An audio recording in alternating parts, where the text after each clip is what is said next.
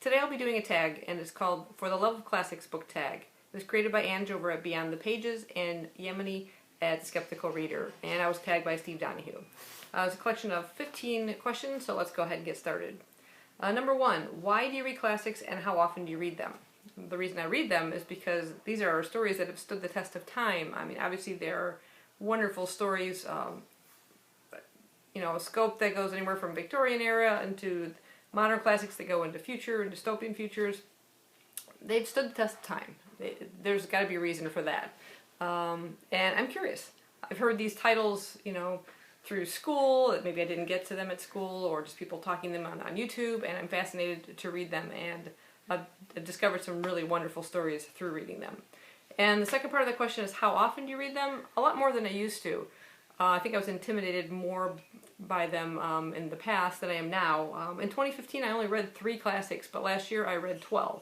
So I'm kind of picking up the pace on them, you might say. Question number 2, what is a period, country, or culture that you haven't read many classics from and would like to? And for that I'm going to pick Italian classics, even modern day classics, or authors like Italo Calvino. I've got a book by him, I found A Winter's Night, A Traveler. I hauled that one fairly recently. I'd like to read The Name of the Rose by Umberto Eco. I'm Italian, so I'd like to read more about, the culture and background from my nationality. Number 3, which modern book do you think will be a classic in 10 years' time? That was a tough one. I just thought of one that really, really stuck with me, and most of the people that have read it that I know, and how fascinated they were by the story and how fantastic it was. And for that I chose The Shadow of the Wind by Carl Ruiz Zafón. I read this back when it was just an ARC copy and absolutely loved it. I've since picked up another used copy because I lost mine. I think I gave it away. I think it went through the bookstore and everybody had read it. But it's just a fantastic read. It's about an amazing place called the Cemetery of Forgotten Books, and we have this one young boy named Daniel, and the story's set in Barcelona, like 1945. His father's an antiquarian bookseller, and he takes him to this cemetery of forgotten books, where he's allowed to choose one book that he shall care for, and he picks up a book called The Shadow of the Wind by Julian Carfax, or is it Carfax? Carfax, sorry. Show me the Carfax. Julian Carfax, and he becomes fascinated with the story and wants to find out more about this author and read more from this author's works, only to discover that someone has systematically started to destroy all the books by that author, and he may hold the one remaining copy left.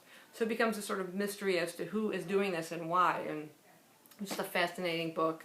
There are a couple other books, The Angel's Game, I think it is, and Prisoner of Heaven, which I haven't read yet, that are sort of tied within this Cemetery of Forgotten Books, and characters that cross over. They say you can read them in any kind of order.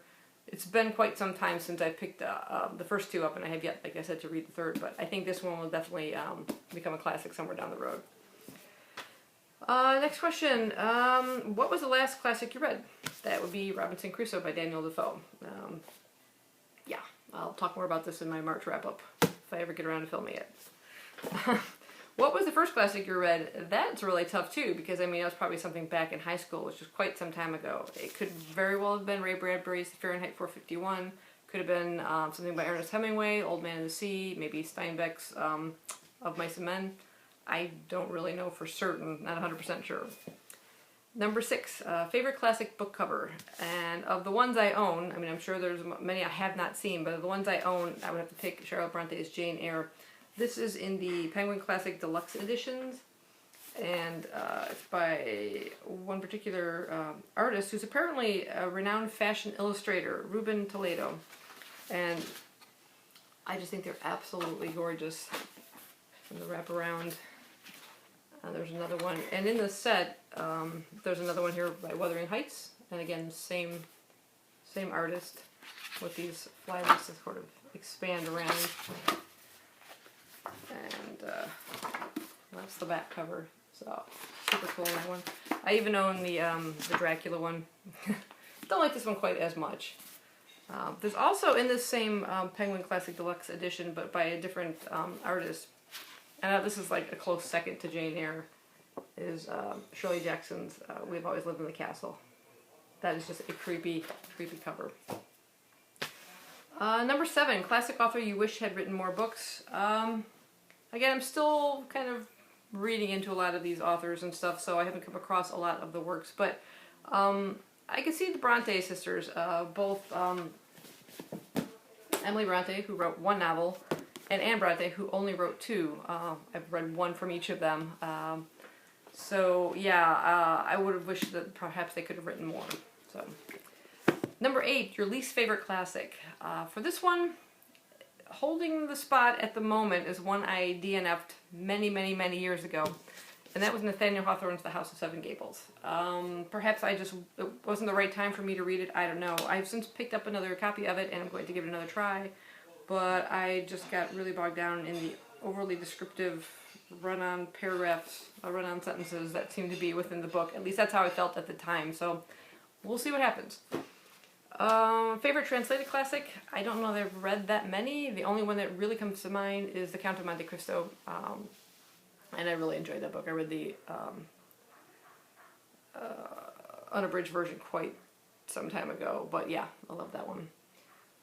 Favorite modern classic, question number 10. That would be 1984 by George Orwell. My love of dystopians knows no bounds, and with this one, it's the ultimate.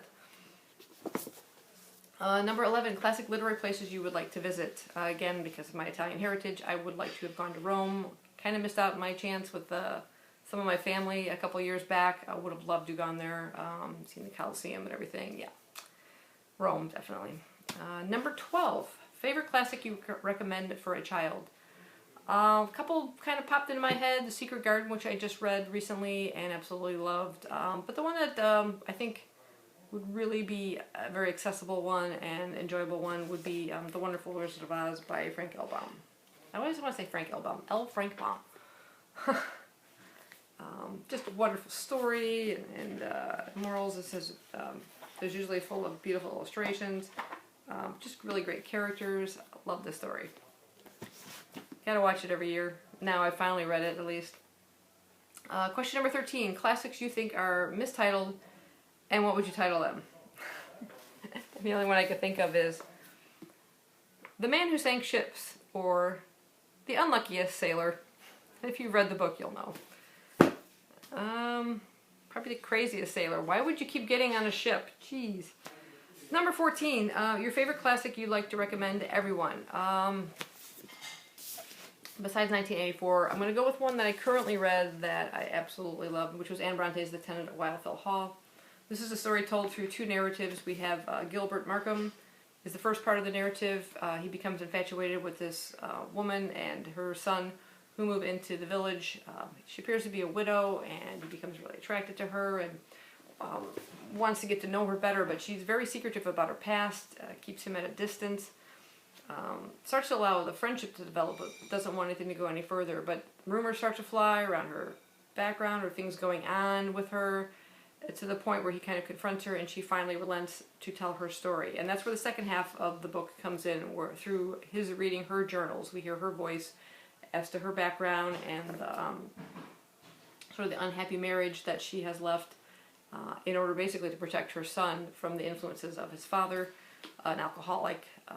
Apparently that character is loosely based on Anne Bronte's brother Branwell, and the struggles that he went through with alcohol, and it's just a really empowering story of this woman who, no matter everything she goes through, she stays true to her vows, and through you know, protecting her child and everything, and it was just a really wonderful story. I really enjoyed it. In fact, I picked up Anne Bronte's only other novel, Agnes Grey, which I'm hoping to get to later this year. And the final question is, who do you tag? And I'm not going to tag anybody specific because I don't know anybody else who hasn't already done the tag that reads classics. So if you read classics and you have yet to do it, consider yourself tagged. Anyway, thanks for watching, and I'll see you guys next time. Bye-bye.